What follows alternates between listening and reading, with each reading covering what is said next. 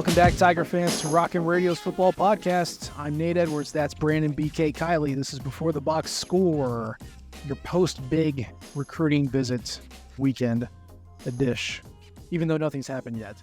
But it seemed to go well. BK, how are you doing? I'm doing well. It seems like everything is trending in the right direction when it comes to the recruiting trail for Mizzou. This was the big weekend where they had to do well, so as long as it continues to trend in that direction, all is well in Mizzou land. I mean, again, no one has committed. It's been 2 days since the weekend is over.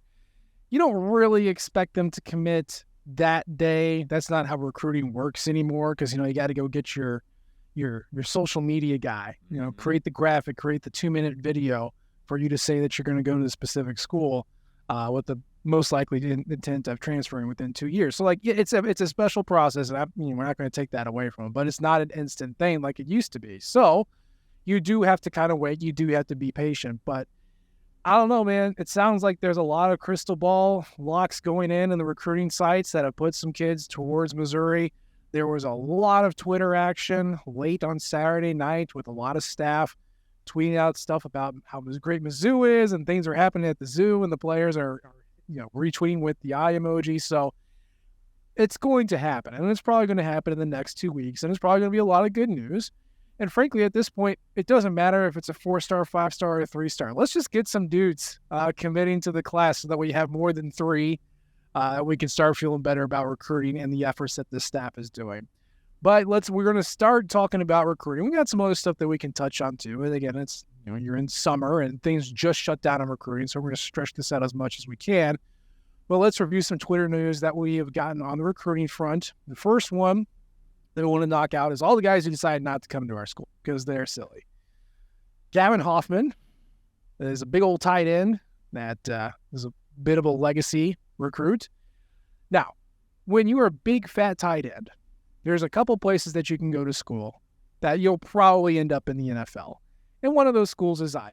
And so Gavin Hoffman is going to Iowa because that's what Iowa does. They put big fat white dudes in the NFL. So from a career standpoint, yes, that is probably the smart choice. Although, come back to Mizzou, man. We'll get you on the end around. BK, how sad are you that we're not going to have Gavin Hoffman, at least for the next couple of years? Yeah, it stinks. But, let's be honest. If I'm a tight end, I would do the same thing that Gavin Hoffman did. They put these guys into the NFL. And this is a big guy. You're right into the characterization of him. But he is very much in the, George Kittle vein of being an athletic freak. He claims to have a 40-plus inch vertical, runs really quickly, is ridiculously strong. Everything you could ask for in a classic Iowa tight end, he's pretty much got that stuff in spades. So it makes all the sense in the world. I'm not surprised this is the direction that it ended up going. I don't blame him whatsoever. I, too, would probably pull the same trigger if I was in his spot. So I get it. Makes sense. And then Zyron Brown goes to Stanford. Again, it would have been nice to have. He had spoken very highly about Missouri after his visits. But, Stanford's building something new. Troy Taylor, FCS call-up, the offensive wonder guy. There's an allure there. Plus, he's never lost a game at Stanford, so the momentum is nothing but positive. It's Stanford. It's Stanford. Get your degree, man. It's going to be... The guy had Mizzou, Georgia Tech, which is a tremendous school academically, in Stanford in his top 3. I think it's pretty clear what he was looking for. He wanted a great college education, and you can't go wrong by going to Stanford in that direction. Yeah. Missouri's a fine institution of higher learning, but Stanford is next level. So good for him. Now, let's get to the guys who we're actually interested in. And there's a lot of these dudes that are going to be committing really in the next couple of days. BK, let's just go one by one here. Yeah. Try and give your thoughts and talk about what's going to happen. The first one that's going to be on the docket, most likely, is Jackson Hancock. He has announced that he is going to commit on June 30th, which as we record is June 27th, so that's this Friday. Crystal Ball says Mizzou. BK, how does that make you feel? Good. This is a kid that's coming out of the Georgia area, and we know that Mizzou has had some success down there in the past.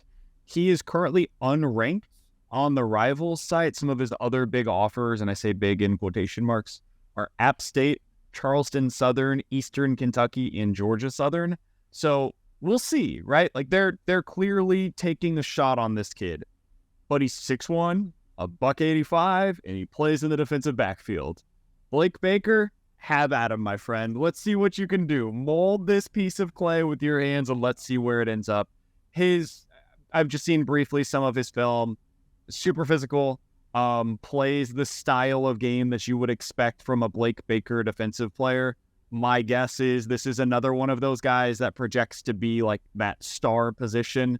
He kind of fits into that same style of player, and certainly the size plays into that as well. So, good get, and we'll see what they can make out of it. Not a huge get. This is not like a 5-star player, but you need guys like this. You need to be able to find some under-the-radar gems, and hopefully you're able to make them into something when they get there.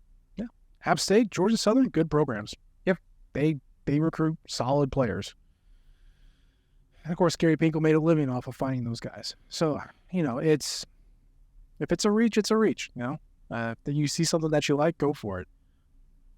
It's high school recruiting in the year 2023. You're losing half this roster next year anyway.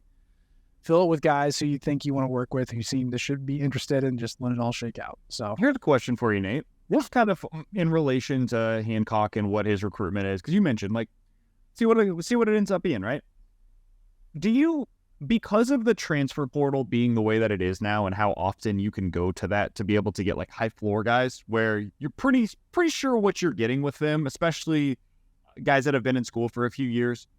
Would you gear more of your recruiting to high upside high school players because of that? That is interesting. Does that make sense? I mean, if they don't work out, you can just portal a guy in. Right. And you're like, the guys that you're bringing in through the transfer portal, you're assuming are going to play right away for the most part.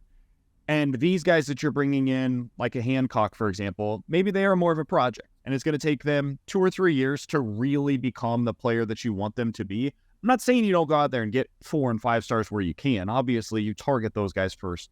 But if you end up missing out on some of them, I could see a case to be made of maybe it makes more sense to try some more of these guys that are athletes. That's what they're listed at on Rivals. And let's just see where they end up. 6'1" to 6'3", $185 to 205, can play receiver, corner, safety, defensive back. Let's see how their bodies develop over the next 3 years, and we'll kind of work with them.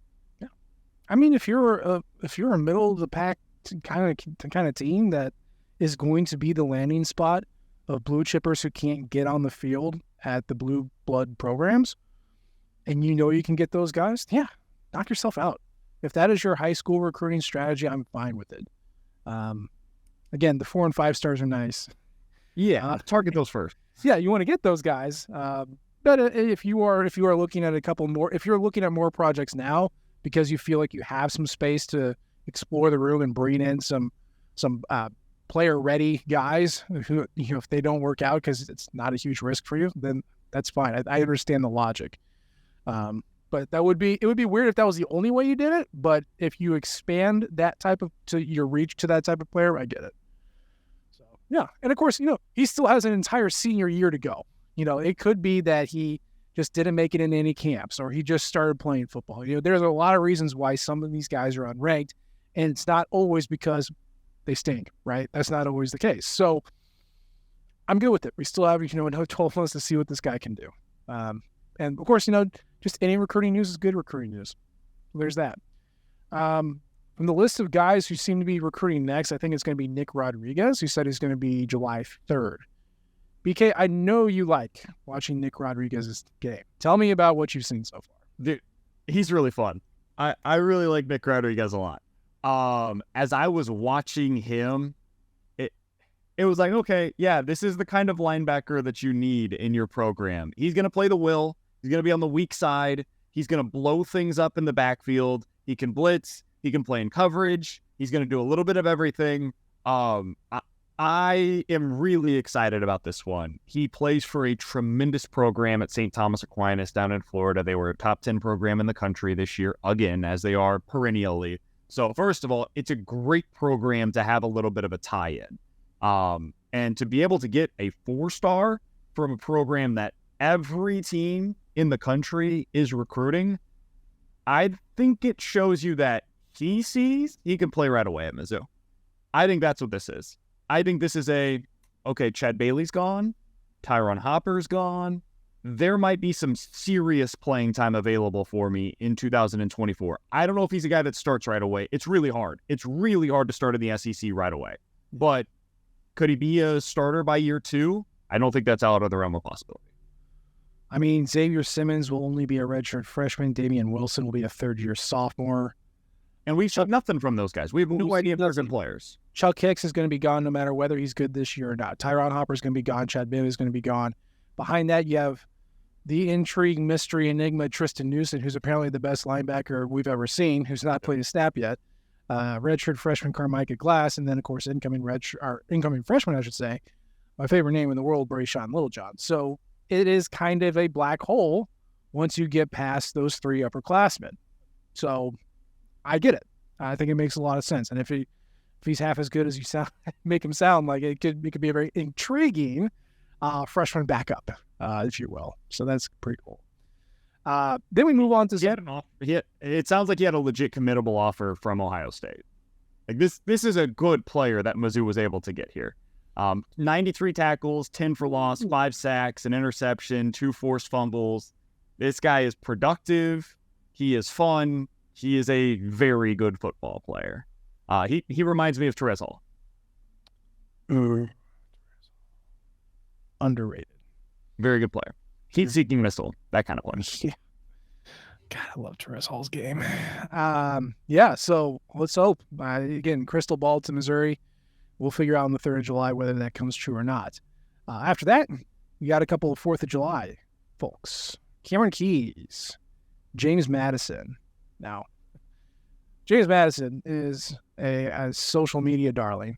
He seems to have a lot of fun interacting with fans, which this is the time you get to do that. Live it up, go nuts.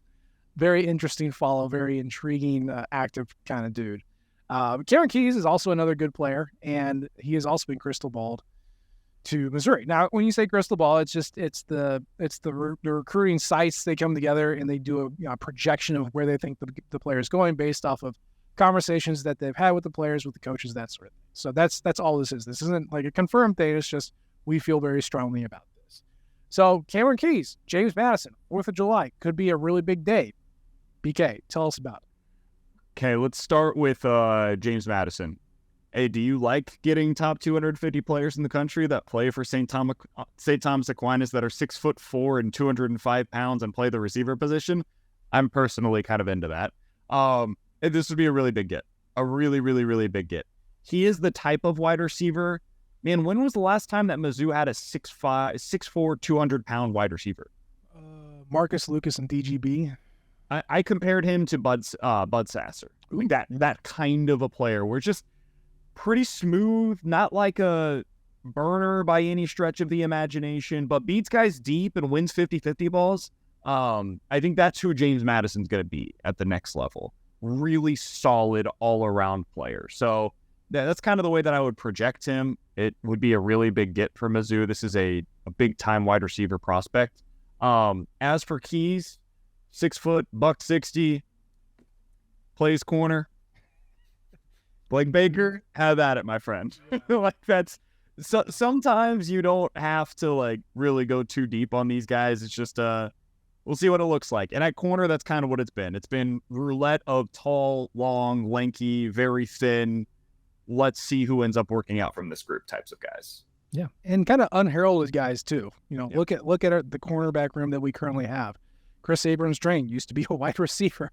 I mean, Enos Rickstrom was always a corner, and he was kind of a big name. But Marcus Clark, kind of unheralded from Miami. Drayden Norwood was a quarterback in high school. You know, like that's kind of Blake Baker's jam. Get those blue-collar nasty dudes who want to get up in your grill and fight you. And it, worked one year. Well, and if that's his type, then I'm all about that. So yeah, if he likes Cameron Keys, I like Cameron Keys. And, as far as James Madison, the best thing about that 2013 Missouri offense was that it had, 3 power forwards playing receiver, and you just chucked it up there. That's why Matty Mock looked so awesome. That was his entire game. Chuck it and have someone grab it. So if you want to build a receiving core that's a little bit taller, it's a little bit more aggressive, I'm all about that. And he's James Madison II. Come on, the son of our 4th president. Like, that's some good money, right, for NIL. I mean, that's great. That's great. So let's hope that both those guys come to Missouri, pick the good guys, and make that happen. Outside of that, you have some guys who are projected to go to Mizzou, but we haven't quite figured out their commitment dates. Linebacker Brian Huff, Jude James, who's an athlete, and then, of course, running back Johan Cardenas, who's between us, Missouri, and Vanderbilt. Those 3 guys, we're not totally sure when it's going to happen or if it's going to happen, but I don't know, man. I like Jude James' game. What did you think of the 3 that we just mentioned here? So I saw Huff was a mid-July guy. So at some point in the next few weeks, it sounds like. One other player that I would throw into this mix, Justin Bodford, is a defensive tackle. Also, sensing a theme here, from St. Thomas Aquinas. He is expected to announce on July 2nd as well. So you could see like a trifecta of St. Thomas Aquinas guys that are committing to Mizzou within the next week or 2. So that's nice to have. Huff was a guy that I watched a decent amount of. And man, like, when I say Mizzou has a type on defense, this is what I mean. He's 6'3", 225 pounds, and he plays linebacker. Here are Mizzou's recent linebacker commits over the last 2 classes. Xavier Simmons, 6'3", 215. Carmicah Glass, 6'4", 210. Tristan Newsom, 6'2", 225. That was a JUCO kid. He added some weight.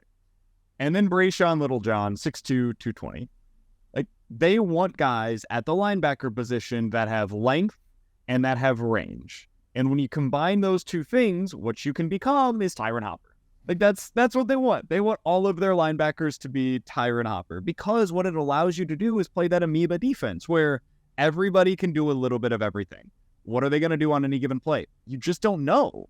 Like, is Tyron Hopper going to be a blitzer? Is he going to drop into coverage? Is he going to fill like there are stunts that you can do with him. He can play on the edge. He can line up anywhere, and then he can end up anywhere. And that's what they would like with a guy like Brian Huff. So I think that's kind of the idea there. Cardenas, I'm not sure specifically how to pronounce his name, but it sounds like it's coming down to Mizzou versus Vanderbilt on him. Haven't watched enough of him to give you a real indicator one way or the other on what I think of him as a player, but 6', 215, big back, cool, deal. Sign me up. They could use one of those guys.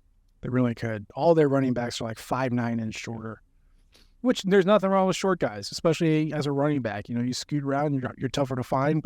I love it, but you do need a bigger guy. Michael Cox has been the big running back for the past 2 years, and just haven't used him all that much. We used him a lot in 21 to great success, but he could not get on the field last year. So whatever. I like the bigger backs too.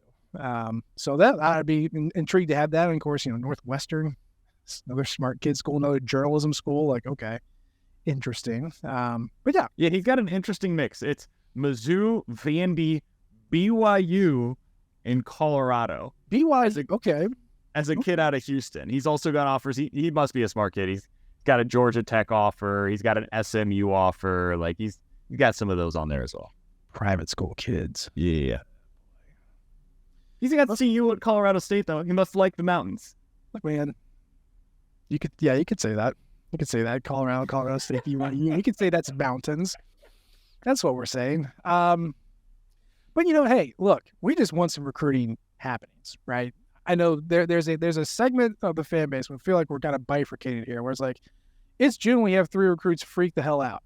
And then it's June, we have 3 recruits, we trust them. You know, I want to see some progress. Let's take the narrative away from whether we should freak out or not and move it to, like, let's talk about those recruits. I think we've been pretty consistent. It's concerning that there's only 3 guys right now, but it's not a freak out time. If these announcements happen and nothing occurs, which that's not going to happen. But if they did, then it would be bad. Yeah. Nate, do you know how many other teams in the country have 3 or fewer commits currently? Like 20? No. Is it 5? No. Is it just Missouri? Yeah. Yeah. It's just They are the only team in the country with fewer than 5 commits currently.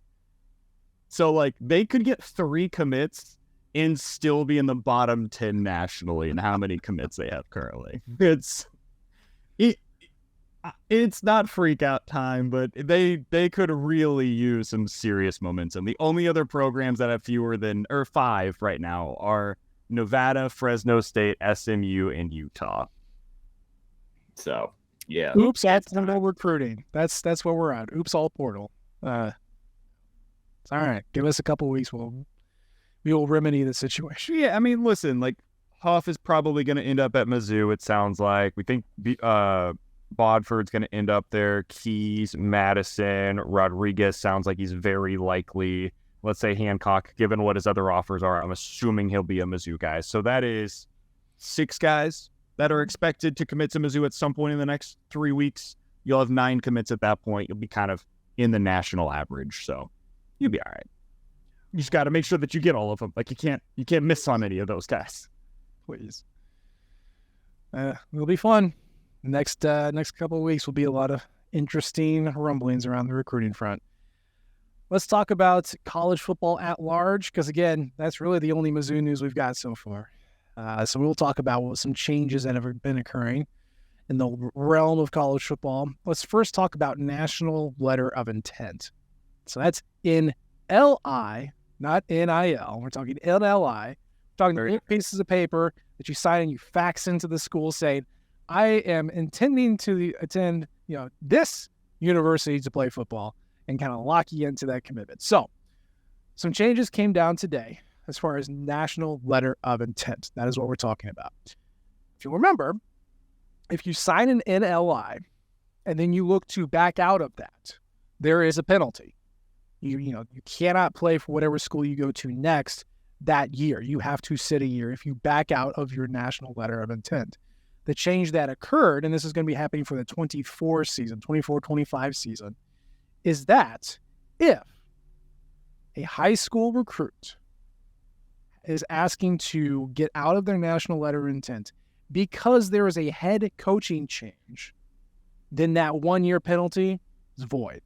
Similarly, if the player commits to the school, shows up on campus, and then leaves after 1 academic quarter or 1 academic semester, that penalty also does not apply. BK, this rule about, NLIs and leaving, it was never player-friendly. It was more just insurance for the coaches and for the schools. So on the surface, this looks like a player empowerment move to free them up in the instance that their coach leaves. How do you feel about this news? So let's start with the NLI situation if your coach leaves. Is there a single person in America that's going to have a problem with this? Shouldn't be. Okay. I don't even know how that's arguable. Like, if you commit to a school, I know everybody would love to say you're committing to the school, not the coach. Just not true, man. It's just not true. If it was true, then it wouldn't matter who the coach is. And we know that it does matter who the coach is. And so therefore, we can all agree, hey, man, that is a smart move. And honestly, it's kind of shocking that it took this long to get there. On the other side of things, think there's going to be some unintended consequences of the other part of this? I do.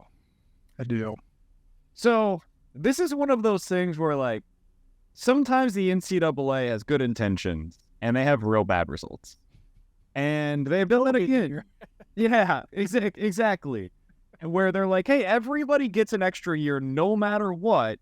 And we're just going to pass this thing along. And nobody knows what anybody's classification is for the next 5 years. And, like, good luck. And it's going to screw over every high school player in the country. Oh, and by the way, we're adding in NIL. And oh, by the way, we're adding in the free transfer rule all at the same time. It's the Wild West. So anyways,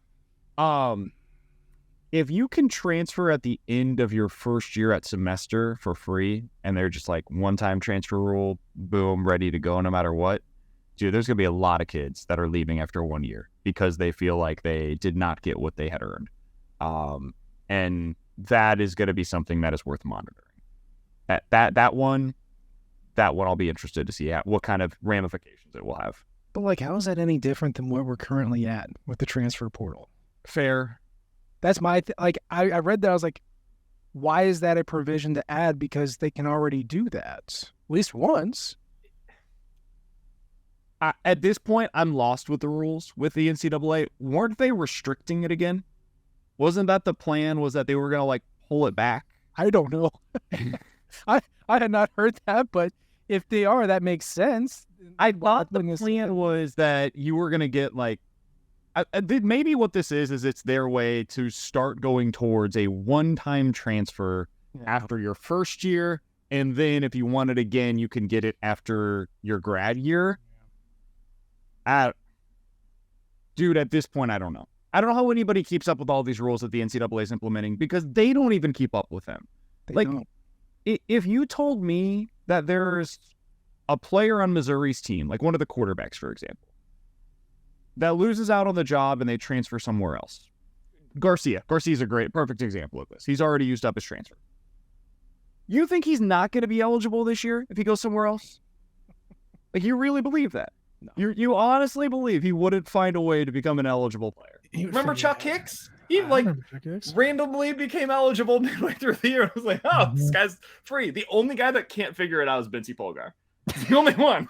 The NCAA was he took classes that don't transfer, but yes, you're right. You're right. I don't know what the class was that you took, but that sewing class, not working at Mizzou. Every other player, though, they get it. So I don't know, man. It seems weird to me, but what was your biggest takeaway? Biggest takeaway was kind of yours. We should have had this implemented years ago, right? You can't hold the players and the coaches to two different standards. Coaches are going to leave all the time. They're going to sell you a bag of goods and they're going to get the heck out when they have a better offer.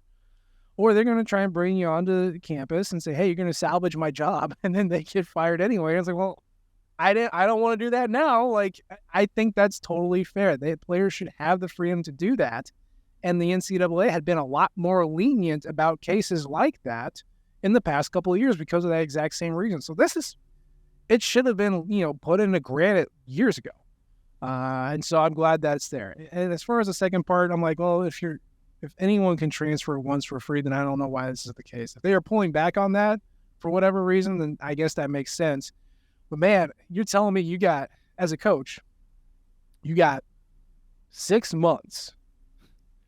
You recruit this kid for 3 years, and then you have 6 months to make a good enough impression to not have him transfer after his freshman year. And that is rough. 18-year-olds are not renowned for their decision-making abilities. So it'll be really interesting to see what changes because of this, because there's only a handful of freshmen that play every year. Unless you're doing a hard reset with no portal, I don't know what's interesting, but keeping that fake, fake timeline of either your freshman year or your graduate year. Also, I feel bad for the sophomores and juniors who are no, I'm really going to give this a shot, and then they still can't crack the rotation. No, let them transfer when they want to. This is silly. Give them one. Give them one. They get it. Yes. And then there can be exceptions. Don't get me wrong. There should be situations where hey man, my mom, super sick. I grew up in Kansas City. I went to the University of Texas. I would like to be closer to home. Can I get a waiver to go back to Columbia? Sure. We get it, man. That makes a lot of sense that you would go ahead and do that. After you've you went to Texas, didn't work. Went to Oklahoma, didn't work. Now mom's sick. Let's go back home to Mizzou. Sure, get it. That makes sense, right? But in general, you get one, you get the grad transfer. That's it. That's it. I think that's totally reasonable, man. I don't need to see some kids that are transferring in it. This is a much bigger problem in basketball than it is for football. I mean, there are guys that are playing for 6 different programs in 6 different years in basketball. It's insane. It's absolutely insane what's going on right now.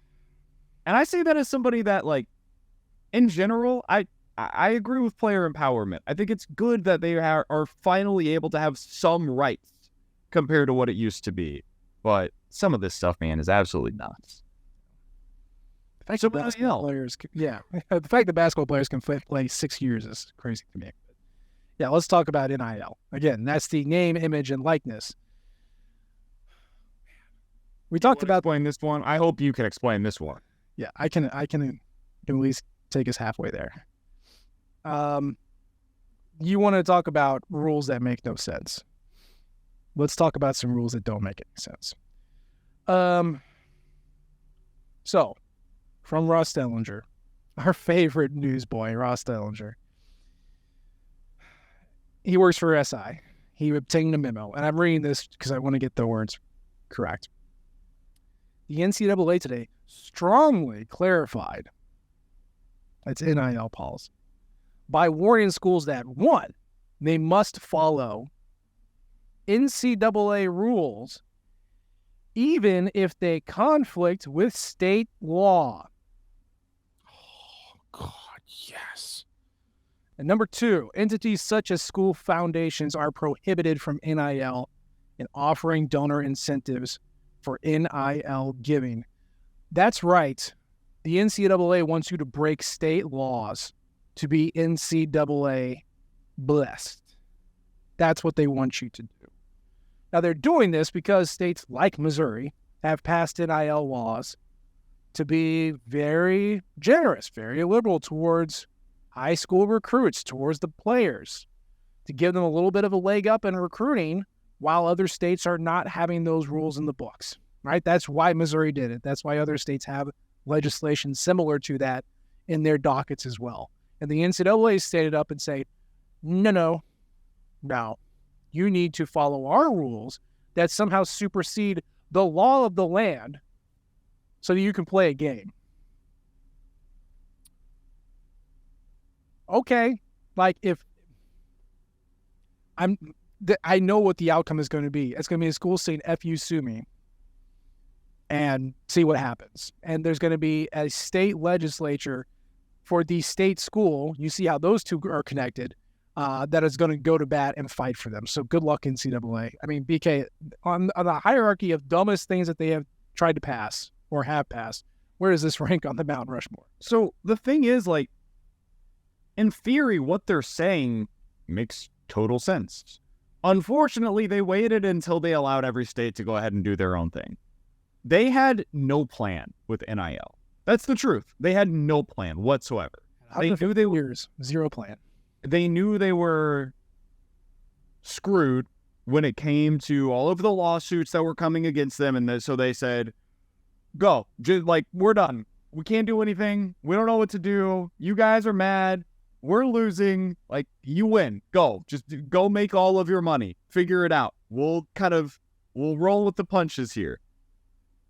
Unfortunately, when you do something like that, and, there's billions of dollars at stake, bad actors are going to emerge. And unintended consequences are going to take place. And so what happened is that a lot of schools that care very deeply about the whole football thing or the whole basketball thing that brings them a lot of pride, they took this very seriously. And so Missouri, Texas, Oklahoma, New York have passed state laws that they believe gives them a competitive advantage when it comes to football recruiting. And so guess what those football coaches are going to do? They're going to use that to their advantage. And so now, after, what has it been, 4 years, 5 years of NIL being implemented, we still have no idea what the actual rules are, who is enforcing those rules, how they are being enforced, and what is going to be done long-term to keep this thing within some guardrails. Because for as much as I agree that these guys, these athletes, these men and women, boys, girls, whatever, they are deserving of whatever comes their way, money-wise. And it took way too long to get there. There has to be more in terms of guidelines to making sure that this stuff is enforced correctly. And the NCAA can't be the one to do it because they're incapable of doing it, as we have seen time and time and time again. It's going to take a long time to figure this out, and it may never happen, but it is something that is eventually going to be necessary if these college programs want any sort of legitimate guidelines and observations on what's taking place. Yeah, I'll give the NCAA credit. Like, Mark Emmert was asleep at the wheel for 20 years and just had no interest in fighting that battle. He was like, I'm retiring in 2 years, like, you all figure it out. Then I respect it. I respect the don't do your job and just sail off into the sunset. That's why they got Charlie Baker, politician, former governor of Massachusetts, like familiar with the legislative process. And now he's in and he's like, no. Our old sleepy president, Mark Emmert, he did not do anything correctly. I am going to use my connections, my legislative experience to try and start cracking down on this stuff. But it's too late, man. Like, toothpaste is out of the tube. You are coming in 3 days late. There's nothing to clean up here. It's done, and you can try. And maybe, I guess federal NIL law would be the thing that could actually clean this up. But until it is, and there's like 3 or 4 bills out there that who knows which one gets passed, if it gets passed. But like, until then, states are just going to zip that stuff through, especially if they care about it, like you said. And it's already there. So like, I'm sorry, Charlie. Like, I'm sorry, NCAA. You can say whatever you want, but you cannot convince me that you supersede state law. And you cannot tell me that a state is not going to let their school do what the laws in their state say they can do. Like, you can't convince me otherwise. And so you start litigation, and then who's going to end up on top there? It's probably going to be the state, frankly. So the Supreme Court's been licking their chops to have the NCAA right back in front of them since they did the bitch slap of 9-0 on them. So yeah, I think this is what this is. They are just gearing up for another fight, and they're going to lose it. So if this is all just, some kabuki dance to say that we're doing things, like you're earning your paycheck, that's fine. But the NCAA has been toothless for the past 5 years, and this is not changing. This is just fluff. It's just news. So I don't think anything serious is going to come of it. And if it does, then we'll just get a new Supreme Court decision. And that's the end of it. Along those lines, though, it's a really interesting comment. Did you read the interview with Mike Locksley a couple, I don't know, it was like a while ago? Okay. So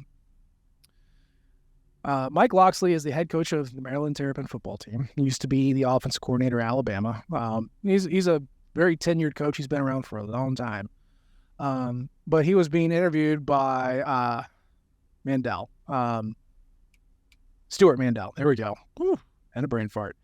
Talking about the Terps in the upcoming year. And of course, Locksley's saying, we got some big investments. So I guess Maryland last year just got a brand new $149 million football facility. And Mike Locksley was like less than enthused to talk about it. I guess Stuart Mandel could kind of pick up. And so he said, what are your thoughts on it? And Mike Locksley, I'm just going to read this word for word. Mike Locksley said, unfortunately, we moved in at a time when facilities have been de-emphasized in a recruit's mind because they get dressed in the trash can for $25,000. And, yeah, Mike, I think you're right. Look at the NFL. BK, this NFL locker rooms, facilities, trash compared to what you see at the college level. That's why these players go back to their college to work out in the off season, because the weight room and facilities in the NFL are just the bare minimum of what you need to get by. Because you don't recruit. You're not recruiting based on the only reason facilities are great in college is because you recruit to them. The reason that facilities are great we talked about this a couple episodes ago, right? Like, what drew me to Mizzou was the student center, the rec center, and KOMU. Those are facilities. That's what drew me as a young, stupid, dumb 18-year-old to Mizzou. The same thing's true for a lot of these kids. They see the bright, shiny object, and they're like, oh, go do that. But I do find this to be interesting. I had not seen that article or this specific comment. The incentives have changed. Now, much like in the NFL or in Major League Baseball, where the incentive is, hey, man, I'm going to the highest bidder. Like, one team's offering me a 5-year deal worth $20 million per year. The other team is offering me a 3-year deal worth $22 million per year. So I get a little more on average, but I don't get that 5-year security. I'm going to the place that I'm getting the 5 years and whatever, $100 million of layout. So I think that's part of what's happening in college football right now. It's not explaining all of it, but some teams are able to offer more money. And so it does become a question, and this was always the likely logical ending point of, if you're a donor, where is my money best served? Does it make sense for me to spend money on a new facility? Does it make sense to me to spend money on this stadium? Or is it better for us to just pool our money together to get the best players, and that's how we put the best team together on the field? And that's where this is going to end up going eventually. Yep, that's exactly it. And right now, it's a little bit of an influx because there are projects that have tied up money right now. There are schools who have invested, 5 years ago, and they need to execute on the construction. So we are not at a point where facilities have been de-emphasized across the board. My thought when I was reading this, because I know you and I have talked about this before. I don't think we've talked about it on the air, so I'm just going to say it out loud again.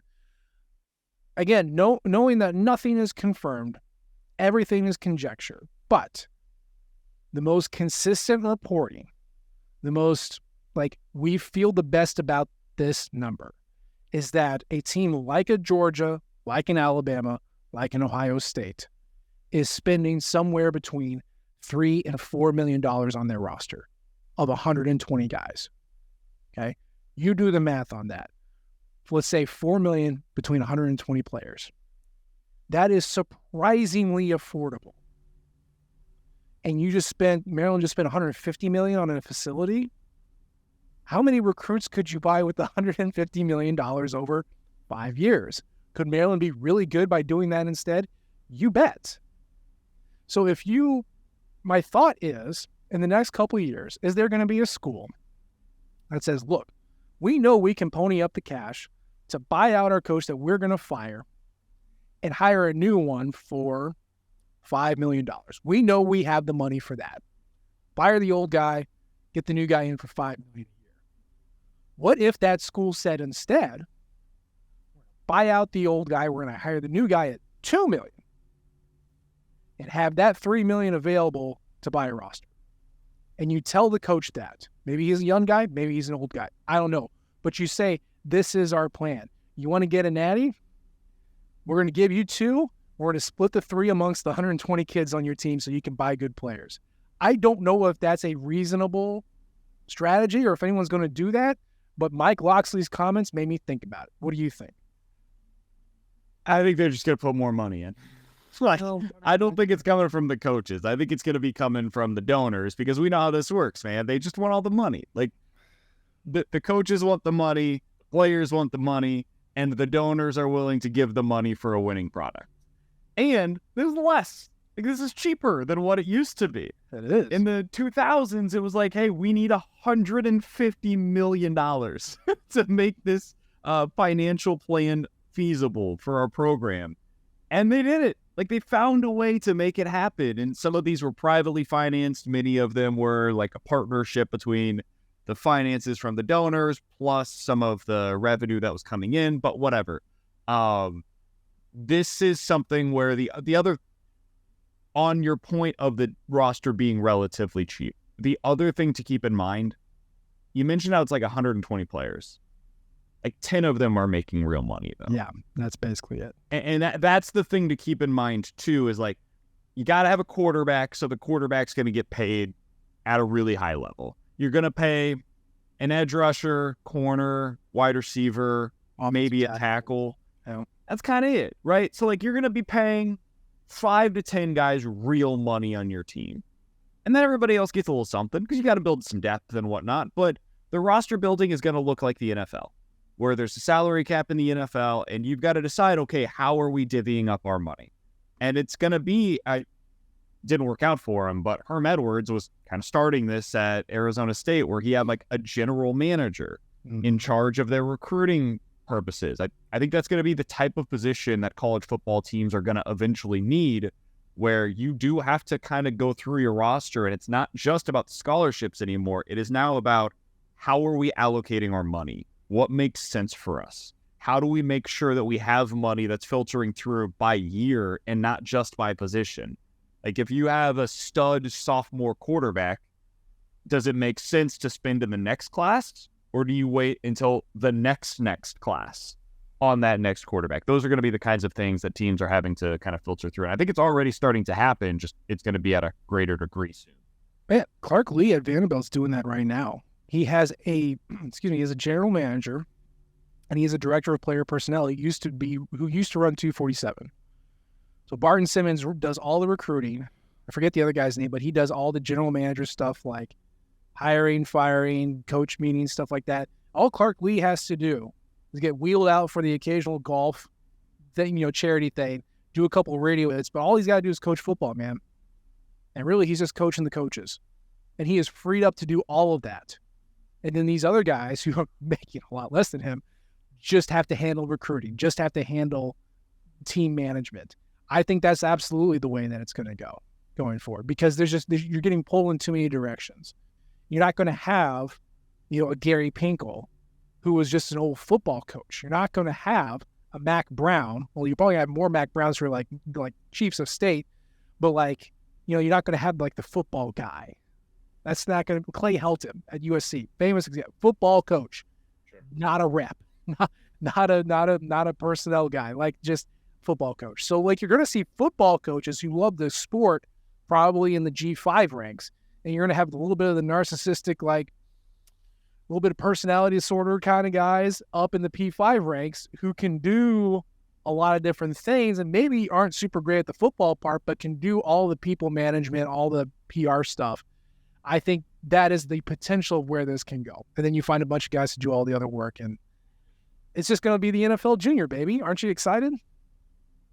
It's been that to a degree for a really long time, and it's out right now. That's the games have been melding closer and closer together for years, and that's both on and off the field. And now it's just becoming that to an even greater degree. Well, who knows how long it's going to take for that to be a thing, and if it even works. If your examples are Herm Edwards and Clark Lee at Vanderbilt, maybe this doesn't take off. I don't know. But it's just the evolution of this sport, especially in the last 10 years, has just been through the roof. So here we are. But that's it. We don't have a whole lot to talk about. I'm out of things. Are you out of things? Are you done with your talk? That's it, man. I will be curious to see what happens on the recruiting trail. Full disclosure, I will probably be gone on the next show that we do. My wife and I are expecting a baby boy in the next week or two. So if that is indeed the case, here's to hoping you and whoever is with you, Nate, will have 7 different commitments to break down the next time that you guys are on the air. And I will certainly be talking with you guys very, very soon with a lot of sleep deprivation. I was going to say, man, you got 6 days to do all the cocaine that you wanted to do, and then you can't do that anymore. So there you go. Get it out of your system, baby. But yeah, that's the show for today. As always, we appreciate the downloads and the subscriptions. Leave a comment or rate us. We love all types of feedback from you guys. You can follow us on Twitter. I'm at Nate G. Edwards. He's at BK Sports Talk. Of course, you can follow the Rock M flagship at Rock M Nation and the podcasting outlet at Rock M Radio. We appreciate you tuning in this time. We'll try to do better next time. And until then, MIZ. ZOU. Thank you, everyone, for tuning into Rock M Radio, a proud partner of Fans First Sports Network. If you enjoyed this episode and would like to see more just like it beamed directly into your personal device, just click the subscribe button below, and you can find this podcast through the Apple Podcast app or for iPhone, or the Google Podcast app for Android, or whatever app you use to listen to your podcast. We are also available on Spotify. Just search for Rock M Radio.